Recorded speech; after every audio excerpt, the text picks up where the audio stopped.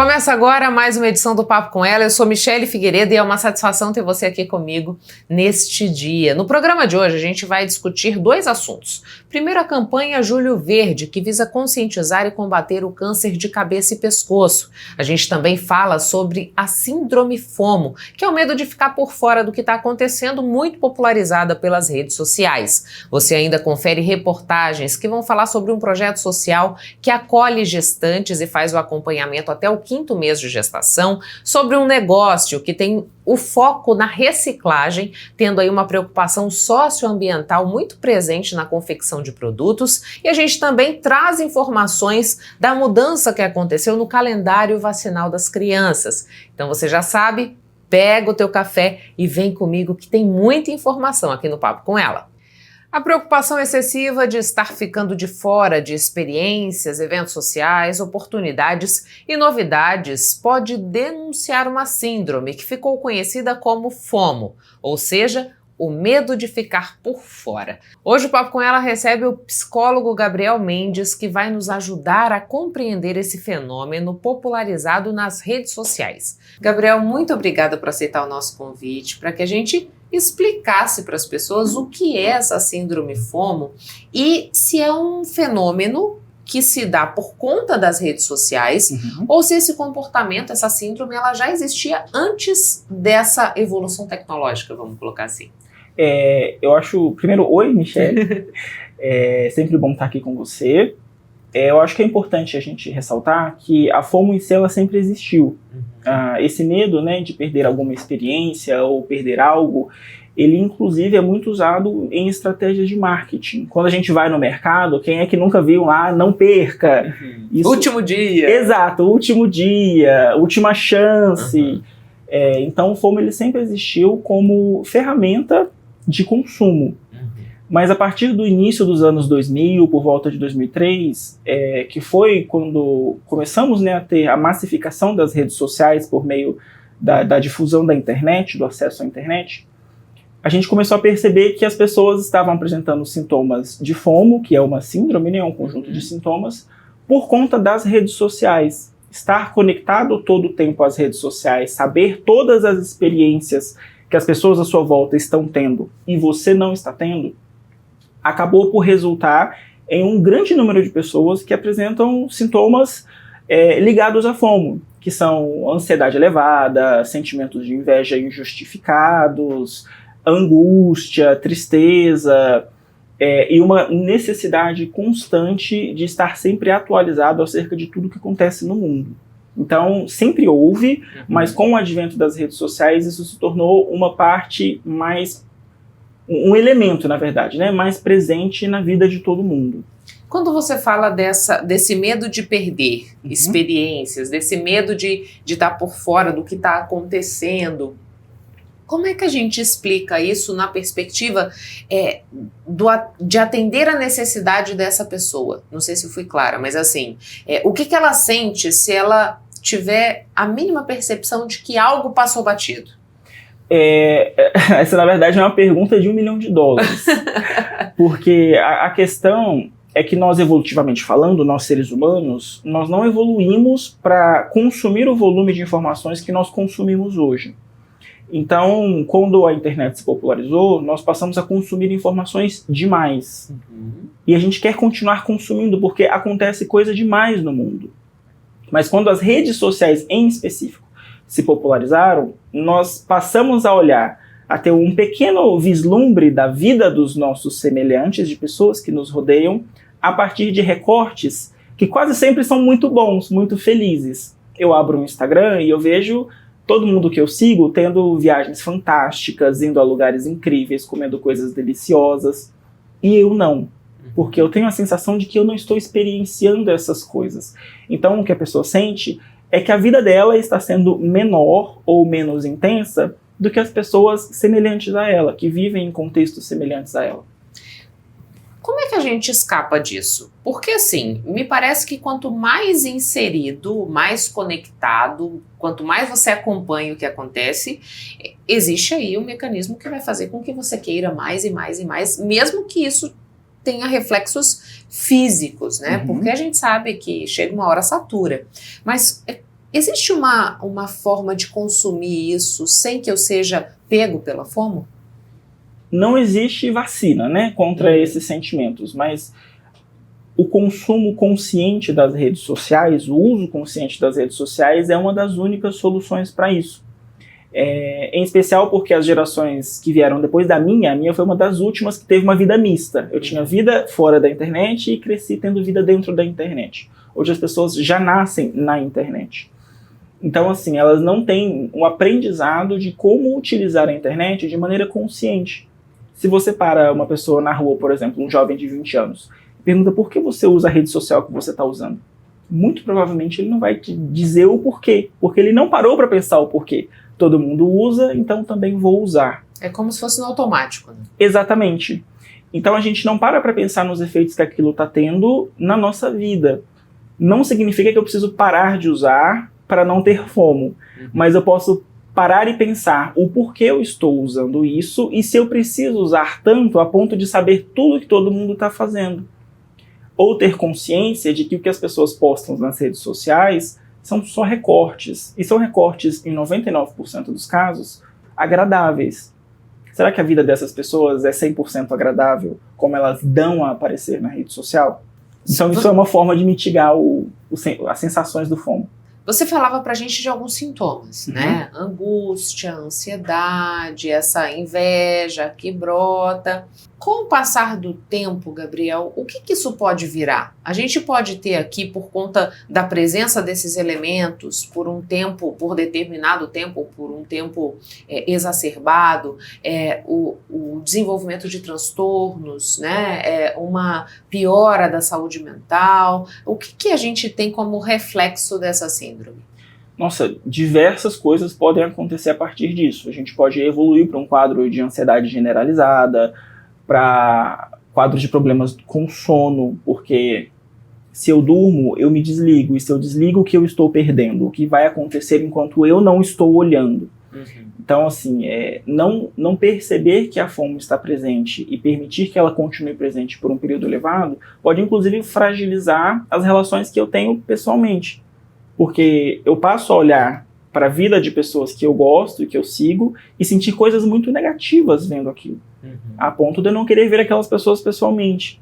De eu desenvolver sentimentos negativos em relação a elas, como se elas tivessem feito algo a mim, quando elas não fizeram nada.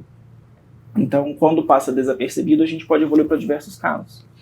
Aqui a gente tem mais essa questão da FOMO quando pensamos, por exemplo, em personalidades que estão dentro das redes, influenciadores, artistas e tudo mais, ou isso também acontece com essas pessoas que estão próximas de mim e que, porventura, eu ache que elas estão tendo uma vivência, uma experiência muito superior àquilo que eu consigo acessar. Eu considero que assim, a ascensão, né, dos influenciadores sociais ao patamar de ídolos acaba exacerbando a sensação de medo de perder experiências, porque a função desses influenciadores é justamente mostrar para o seu público experiências que o seu público não teria normalmente.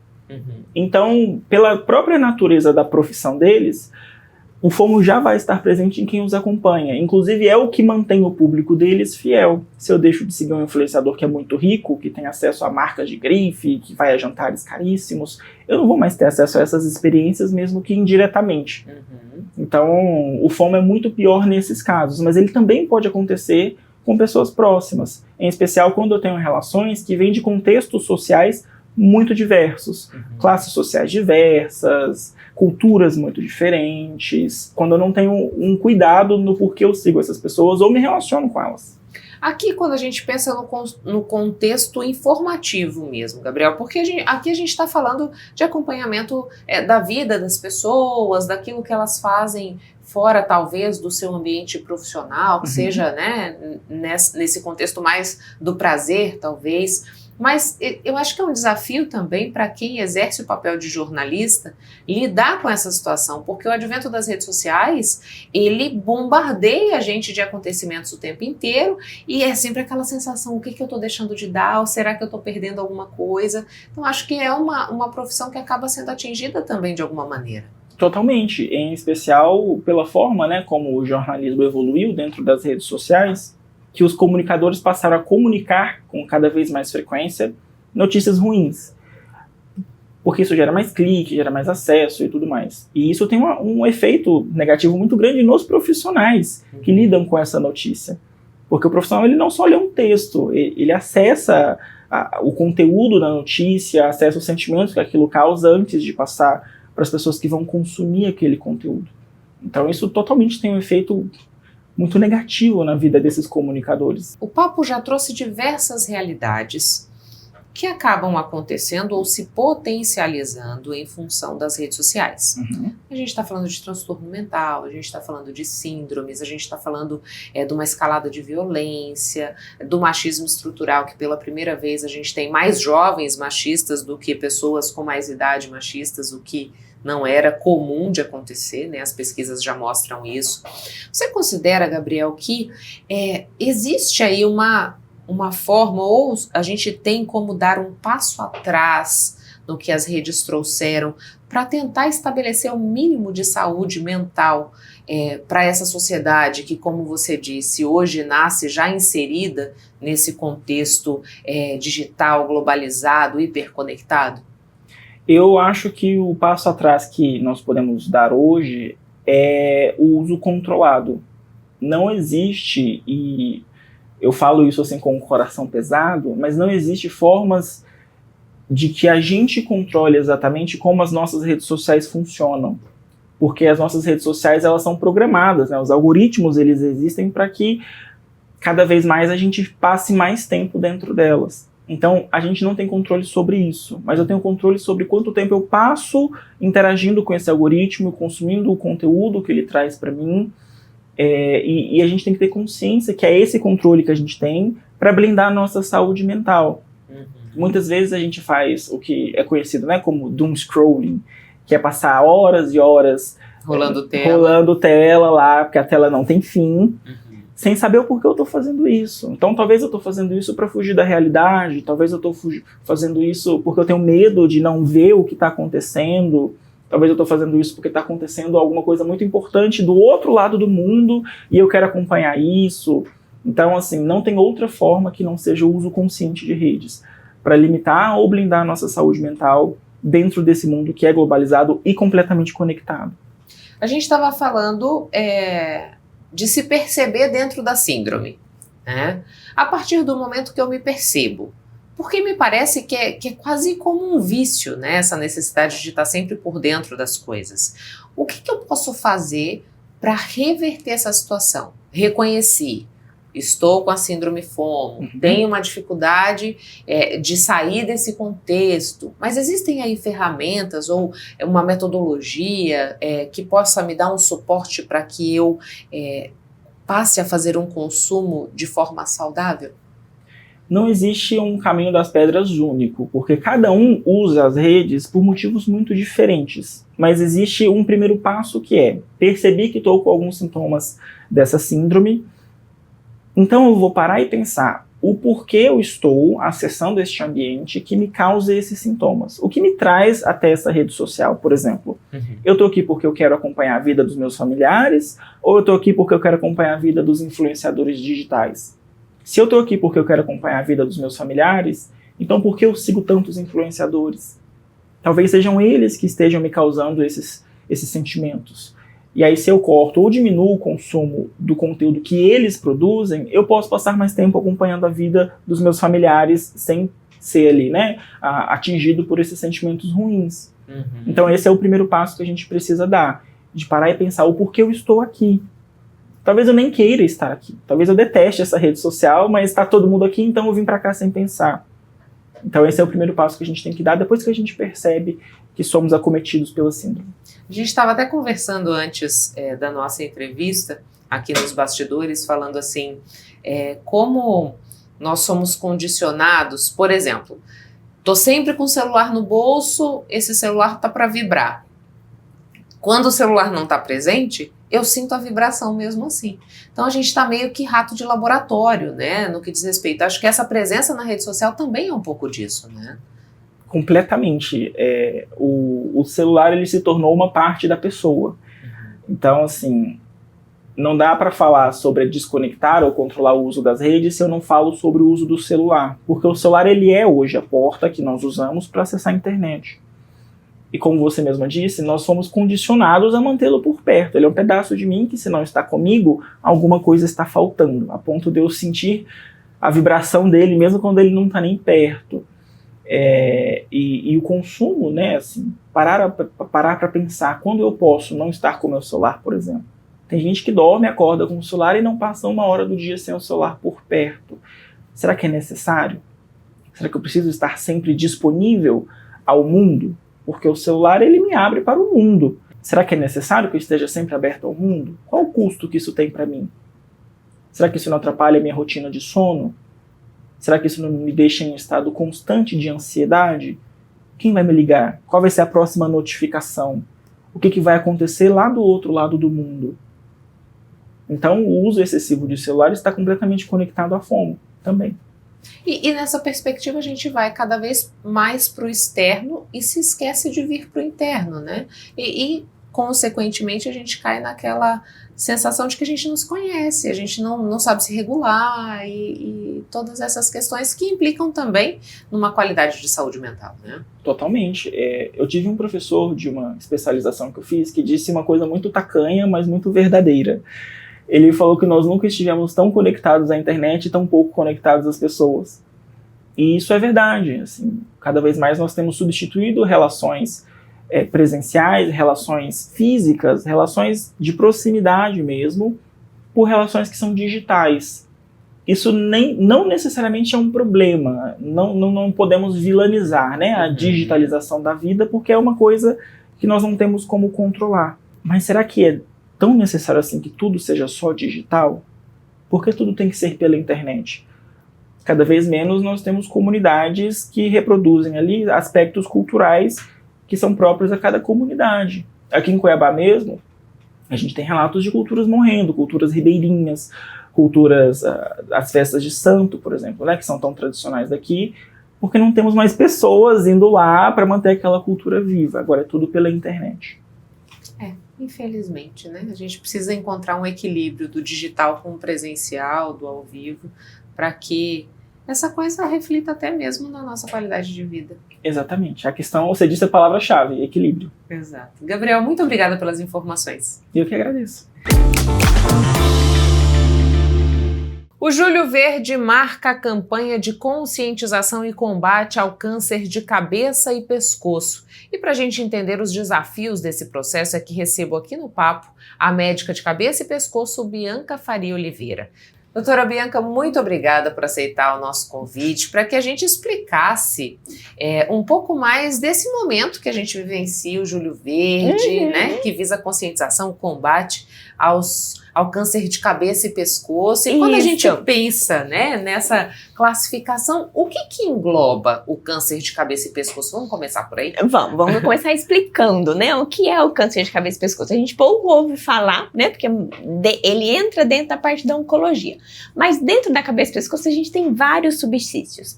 Entre os principais ali, a gente fica com câncer de boca, câncer de língua, de garganta, câncer de tireoide, câncer de pele. Mas a gente tem outros também, né? Nós temos as glândulas salivares, que também é um câncer de cabeça e pescoço.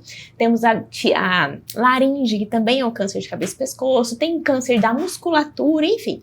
Então, quando a gente fala de câncer, é um compilado de subsídios, que cada um tem o seu tipo de tratamento, cada um tem a sua especificação, tem o seu motivo, tem o seu fator de risco, mas o câncer de cabeça e pescoço em si engloba várias regiões da face e cervical também.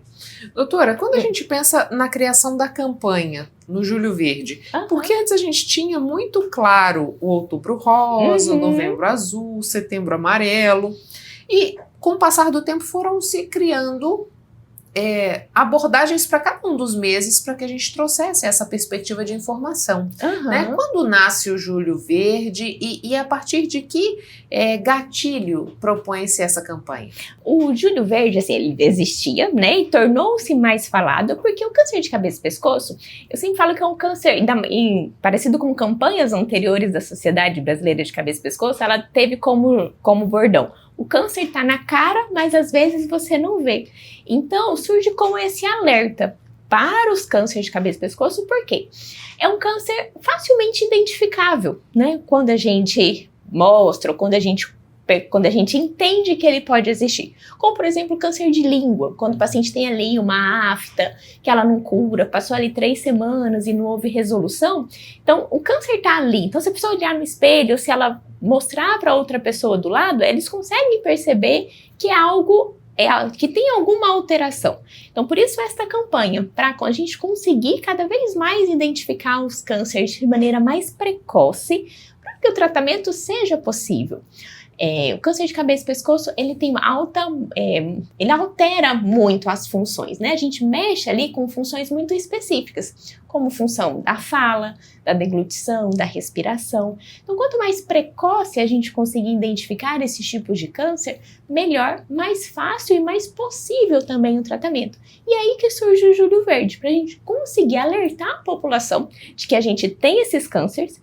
Falava-se muito de câncer de mama, câncer de próstata, mas além disso a gente tem outros tipos de câncer, né? Que é o câncer da cabeça e pescoço, que é um câncer que a gente consegue identificar com facilidade, com exames muitas vezes acessível em consultório, e o tratamento, quanto mais precoce, melhor. Então, por isso que surgiu a campanha, né? Para esse alerta da população, para a gente ter esse respaldo também da mídia, muito importante esses programas, para a gente conseguir divulgar mais e para a gente conseguir fazer mais diagnósticos precoces. Doutora, a senhora já disse pra gente que câncer cabeça e pescoço tem aí várias frentes, né, ou muitos subsídios que se enquadram nessa classificação.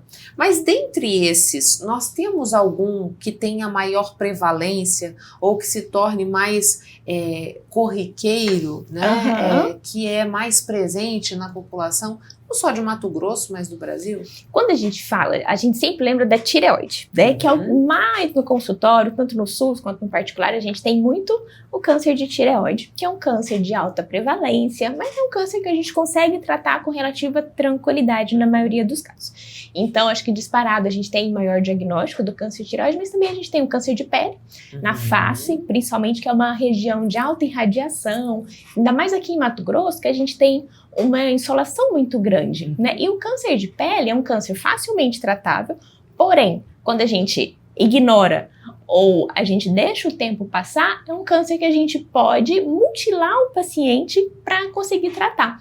Então nós temos também, né, de alta prevalência aí, porque a gente conhece o câncer de pele e o câncer de língua também, câncer de boca, que tá entre aí também os maiores prevalentes da cabeça e pescoço. Também é outro câncer, igual a gente falou anteriormente, que é facilmente identificável, então seria possível um diagnóstico mais precoce, mas infelizmente não é o que a gente vê no consultório ou no ambulatório, que é um câncer que já chega pra gente em estágios mais avançados. Isso aí vai um alerta não só para o paciente, mas também ou para o médico que acompanha, muitas vezes para o dentista também que acompanha este paciente, que muitas vezes fica tentando tratar com antibiótico, com anti-inflamatório por algum tempo, e não é uma lesão que trataria, né? É uma lesão com câncer que precisa ser tratada como um câncer. A gente tem aí também um câncer de boca de maior prevalência. Era isso mesmo que eu queria lhe perguntar sobre o que procurar em caso de alterações como a da boca, que a senhora bem disse, é muito visível, né? É fácil detectar. E a gente já tem a recomendação de que passou de 15 dias, de 3 semanas. Isso, merece uma investigação essas lesões. Tanto pode de indicar pele, um problema, boca, né? Pode indicar um problema. Exato. Normalmente, os pacientes, eles não, de início, eles não dão início no tratamento com o cirurgião de cabeça e pescoço, né?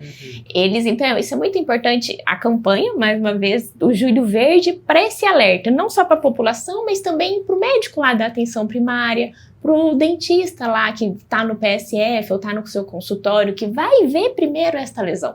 Porque raramente o paciente chega de primeira opinião com cabeça e pescoço. Então, vai esse alerta. Então, normalmente, ele dá entrada ou no PSF ou para o dentista, para o odontólogo, E o dentista, o odontólogo tem que suspeitar, e o médico tem que suspeitar, tem que estar alerta, estar atento a esse diagnóstico e fazer um encaminhamento para avaliação do cabeça e pescoço. A gente pode dizer que precisa ter uma capacitação dessa rede, doutora? Eu diria que, né, precisa, porém, é que a gente sempre tem que ficar alerta, né? Independente de uma capacitação ou não. Então, tem uma lesão, passou de 3 semanas, ela não melhorou, ela não resolveu, merece no mínimo tirar um pedacinho e mandar para o anátome patológico. Ou muitas vezes o encaminhamento, pedir uma avaliação de alguém. Infelizmente a gente não vê isso, né? A gente vê muitos pacientes que chegaram lá, que procuraram atendimento em fase inicial, mas foi tentar tratar com antibiótico, com anti-inflamatório, e infelizmente câncer é tempo, né?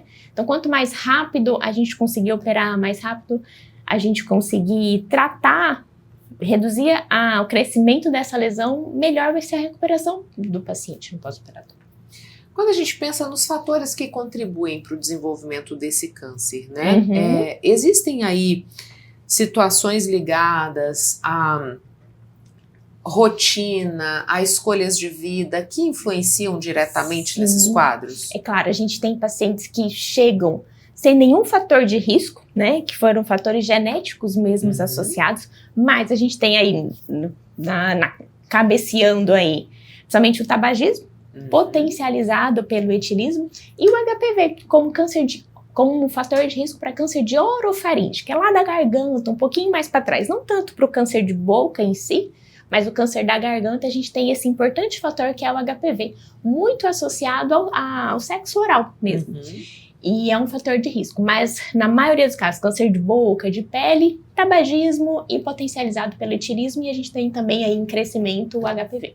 Entendi. E o câncer de pele, a gente consegue também minimizar esse risco com o uso de proteção solar? Minimize muito, né? Protetor solar, ou muitas vezes um protetor físico mesmo, né? Um boné ou um chapeuzinho de aba, a gente já minimizaria esses riscos. Ou evitar, claro, né? Aqui a gente tem essa dificuldade, porque o sol alta em radiação quase amanhã o tempo todo, mas ou minimizar a exposição solar aos períodos de pico ali do sol, né, que seria das 11 às 2 horas da tarde, então já minimizaria o risco. E procurar atendimento mais rápido, que é um fator de risco, que é a insolação, ela é um fator de risco progressivo. Então aquele paciente, hoje, a partir dos 2 anos, últimos 2 anos, ele começou a usar o protetor, mas lá atrás ele não usava, não tinha esse conhecimento, também esse paciente é um potencial para o câncer de pele. Tem um efeito cumulativo essa exposição, é isso? Tem um efeito cumulativo. Entendi. E na pele também são lesões que surgem, doutora? São lesões que elas podem vir em forma de nodulações, que são carocinhos mesmo, ou podem vir em forma de úlceras, que são as feridinhas. Pode vir em forma dessas duas. Então, alguma lesão, né, na pele, um caroço ou uma feridinha que não cicatriza, que começa a coçar e sangrar, ela merece a biópsia ou já é retirada, depende do tamanho, depende de quem for avaliar. A gente também tem o costume, ou a gente ouve falar, e eu queria checar isso com a senhora, do nascimento de espécies de verrugas, né? Quando que eu preciso investigar isso? Porque algumas pessoas têm marcas que são de nascença. Né? Então tem pessoas que têm mesmo. Então essas marcas normalmente são marcas benignas, porém, aquelas marcas recentes. Então, normalmente quando é marca de nascença ou já tem algum tempo, a gente sabe quais são. E aí, quando surge uma nova, e essa nova, ela se apresenta em crescimento, tem alguns fatores, né? As bordinhas irregulares, ou uma marcha, nem que seja mais amarronzada, mas com múltiplos tons de marrons, que a gente não consegue delimitar bem a borda, que ela coça, sangra, ou dói, essa merece avaliação. A senhora está dizendo pra gente que boca, pele, língua, tá visível, né? A gente bate o olho e sabe que ali tem alguma coisa que não tá legal.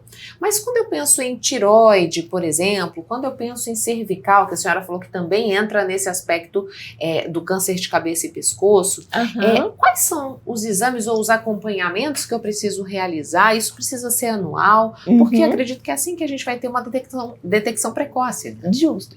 E igual eu falei, nesses tipos a gente consegue ver. Câncer, por exemplo, de laringe, da prega vocal, ele vai se apresentar aí com uma rouquidão, que ele merece uma investigação.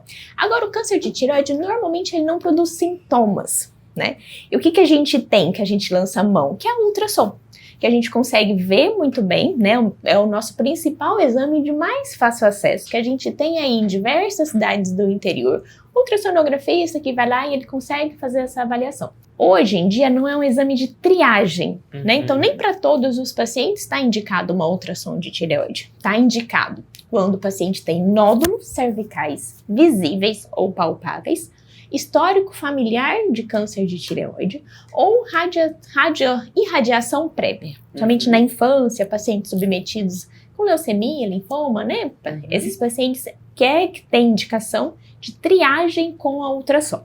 Porém, hoje em dia, os endócrinos, até a gente muitas vezes pede esse ultrassom porque a gente sabe da alta incidência, principalmente em mulheres, né? Que é um câncer mais frequente em mulheres. Então, como a gente sabe dessa incidência, sabe que há nódulos de tireoide são fatores de risco para o câncer de tireoide, então a gente acaba fazendo esse ultrassonografia de rotina pelo menos uma vez ao ano para investigar se há ou não a possibilidade do câncer. E o que explica a maior incidência em mulheres? Tem uma justificativa? Tem, principalmente fatores hormonais.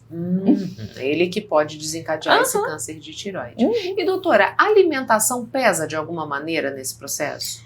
Não é um fator de risco claro, né, definido, mas a gente sabe que uma alimentação e um estilo de vida saudáveis são fatores protetores para os cânceres de maneira geral, que ele diminui aí a oxidação, o processo inflamatório.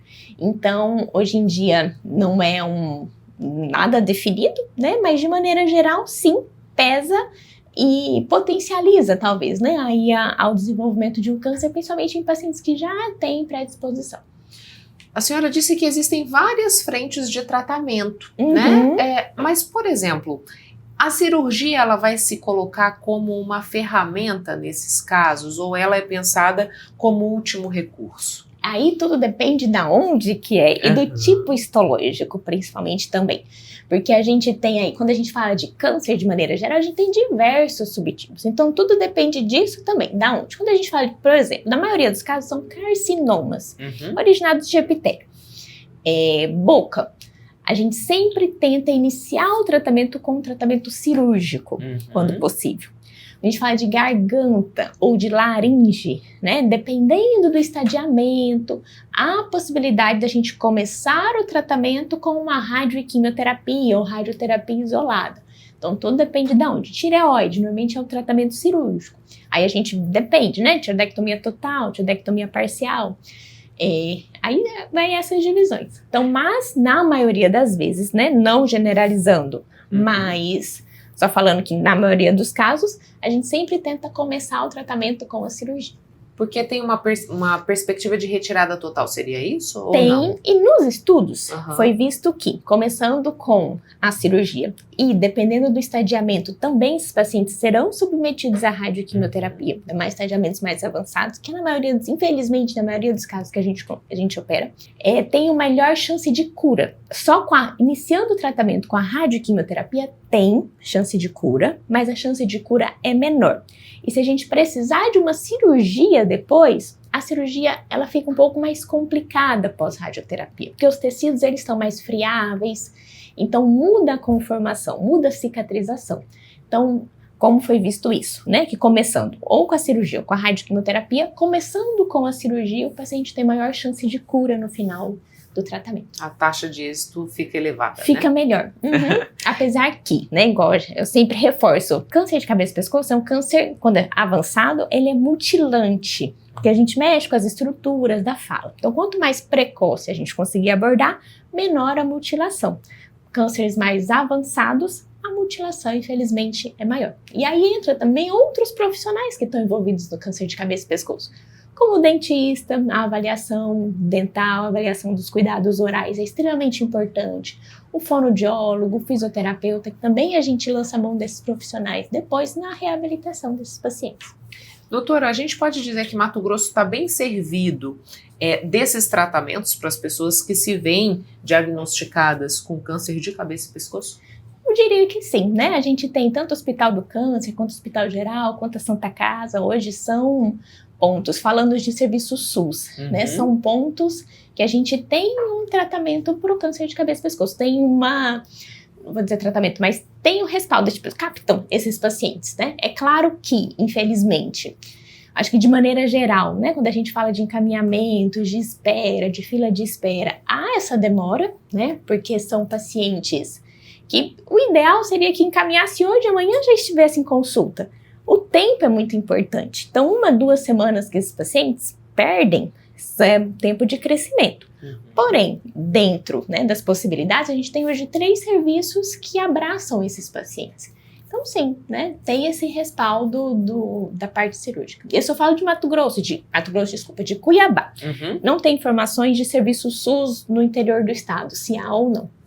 Mas eu sei desses 3 hospitais. Doutora, eu gostaria de agradecer as informações e deixo agora o microfone à disposição para que a senhora deixe uma mensagem final para quem está nos assistindo, até nessa perspectiva de conscientização e alerta mesmo. Então, o Júlio Verde, ele veio para isso, né? Como eu falei, o câncer está na cara, mas às vezes você não vê. Então, quanto mais precoce a gente conseguir fazer o diagnóstico, melhor. Tem uma tecla que eu sempre reforço. O tratamento do câncer de cabeça de pescoço em si, ele é mutilante, porém, quando a gente consegue fazer uma abordagem precoce, as chances de cura são extremamente boas, extremamente elevadas. Então, se houver alguma ferida na região da boca, da pele, da garganta, que não está cicatrizando em 3 semanas, procure, né, um médico, procure um dentista por uma melhor avaliação. Pacientes com dor no pescoço ou com uma rouquidão também merecem uma avaliação. Muito obrigada pelas informações. Obrigada. Com foco na responsabilidade socioambiental, o Espaço Nassar desenvolveu o projeto Luxo Sem Lixo, que cria produtos a partir da reciclagem de resíduos. Há 8 anos, a preocupação em dar destinação correta a resíduos de cortina persiana fez nascer em Cuiabá a Luxo Sem Lixo. Com o talento dos envolvidos no projeto, aquilo que iria para o descarte se transformou em artigos que fazem sucesso com o público consumidor. No início, a gente começou com jogo americano, avental e ecobags.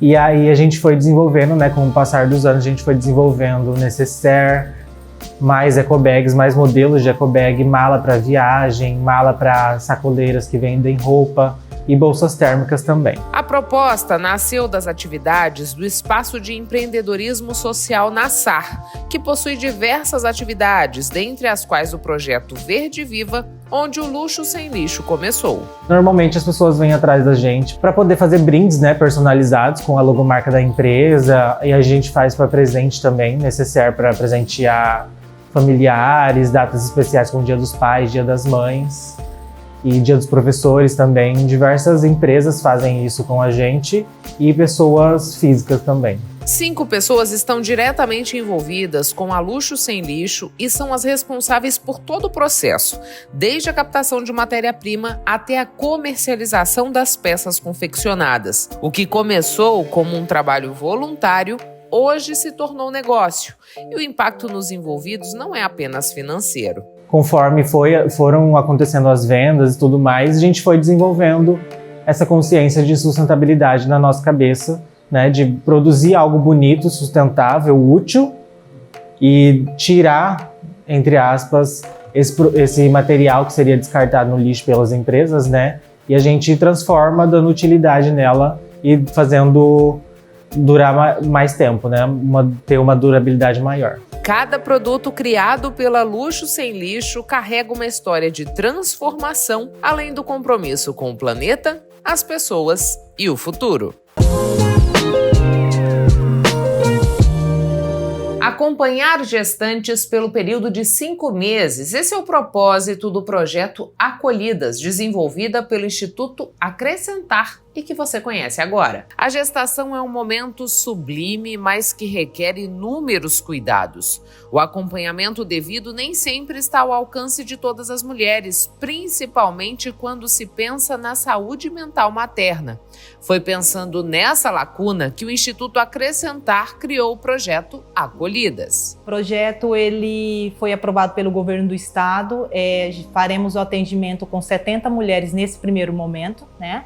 O projeto ele terá um período aí de 5 meses de acompanhamento com essas mulheres e nós teremos atendimento com a psicoterapia, né, comigo que sou psicóloga perinatal com essas gestantes. Nós teremos palestras voltadas na saúde da gestação, né? Vai ter palestras com nutricionista, doula, enfermeira de amamentação, primeiros socorros. O intuito do projeto Acolhidas é atender, né, essa população que precisa, que tem essa necessidade desse acolhimento, desse atendimento na saúde mental. E aí a gente concordou em montar esse projeto, divulgar e acolher, trazer, captar essas mulheres para a gente poder cuidar desse período gestacional que muitas vezes é um processo que é desconhecido e que muitas vezes elas não sabem lidar com essas mudanças, tanto física quanto emocional e psicológica. O objetivo é dar suporte necessário a essas mães e reduzir a ansiedade e esgotamento mental desse período,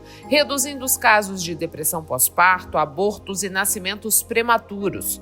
Segundo a Organização Mundial de Saúde, 1 em cada 5 mulheres terá um episódio de saúde mental durante a gravidez ou até 1 ano após o nascimento do bebê. Entre as mulheres com problemas de saúde mental perinatal, 20% terão pensamentos suicidas e cometerão atos de automutilação. A gente está vendo toda uma demanda, né, do que a população está sofrendo com a saúde mental e que muitas não têm condições de buscar esse tratamento, né? Então hoje a gente visa ter esse acolhimento, esse cuidado com essa mulher, cuidando dessa mulher para cuidar de quem cuida. Quebrar muitos mitos, as crenças limitantes que a gente vê muito acontecendo e todo esse processo na gestação que surgem dúvidas e os medos, né? E aí a gente busca acalentar essa mulher, trazendo essas informações, trazendo esse acolhimento e cuidando para que ela possa gestar e maternar com segurança. O atendimento é realizado em Cuiabá e se dá independente da fase gestacional. O suporte psicológico se faz ainda mais necessário quando a gestação não foi planejada. Quando você se depara com uma gestação não planejada e às vezes também sendo planejada e desejada, pode acontecer de ter muitos sentimentos que essa mulher não imaginou que poderia acontecer, né? E tendo isso aí, desencadeando esses problemas mentais, né? Esse medo, essa angústia, né? Então hoje a gente trabalha para cuidar da ansiedade, alta ansiedade, estresse e a depressão gestacional que pode gerar a depressão pós-parto.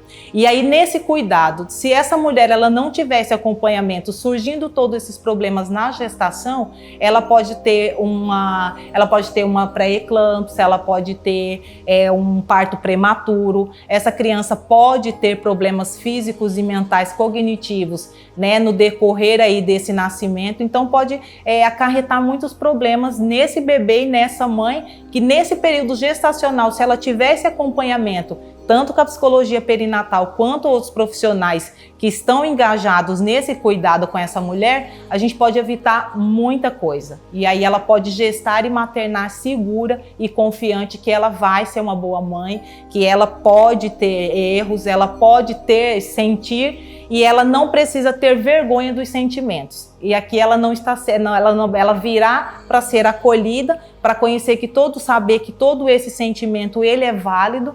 E aqui ela poder conseguir maternar com toda a segurança e esse cuidado que a gente deseja que a população tenha acesso.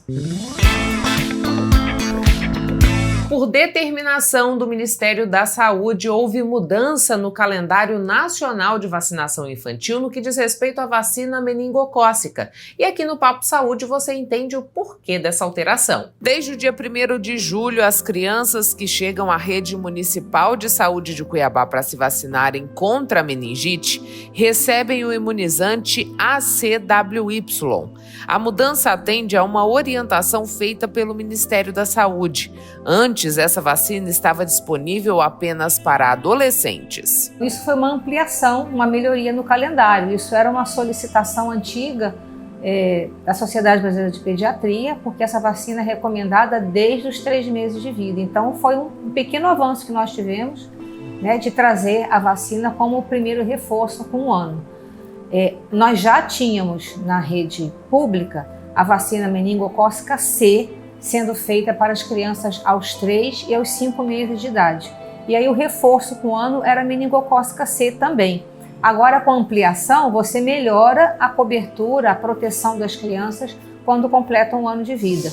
E na adolescência ela recebe um reforço. A alteração visa ampliar a proteção das crianças contra os 4 principais sorogrupos da bactéria causadora da meningite. Até o dia 10 de junho, Mato Grosso registrou 27 casos da doença. A meningite é uma doença muito grave. Nós temos outras vacinas no nosso calendário que imunizam contra outras formas de meningite. Essa especificamente é uma meningite bacteriana, bastante grave, que leva a óbito com muita frequência e quando não leva a óbito deixa sequelas muito graves.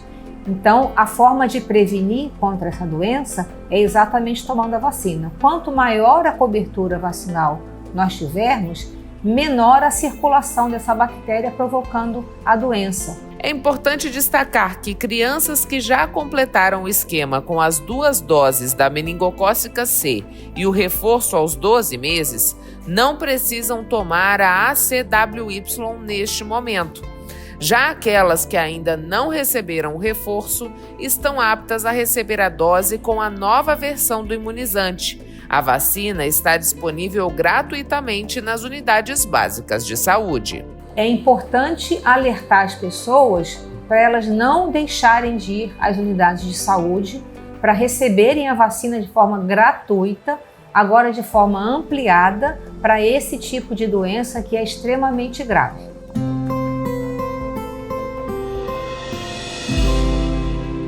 Participa conosco hoje do quadro o imortal Lorenzo Falcão, titular da cadeira 12 da Academia Mato Grossense de Letras.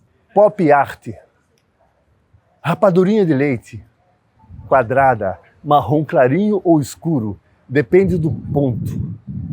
Sumiu da minha vida, assim como esses amores mal resolvidos que deixam a gente para trás enquanto os anos despencam em nosso lombo.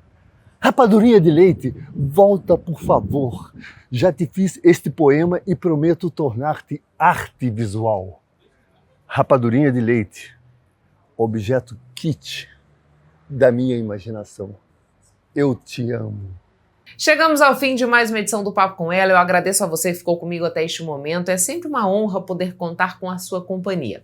Mas antes de ir embora, eu quero te fazer um pedido. Siga o Papo com Ela no Instagram, no Facebook, inscreva-se no nosso canal no YouTube e lembrando que você pode nos ajudar a construir o conteúdo que é veiculado aqui no Papo com Ela. Para isso, você pode fazer contato, fazendo sugestão de assuntos para a gente discutir nas reportagens ou nas entrevistas, pelas nossas redes sociais ou por esse endereço de e-mail que aparece na tua tela. Tenha um excelente fim de semana. Sexta-feira que vem eu tô de volta e espero mais uma vez poder contar com a sua companhia. Um beijo e até lá!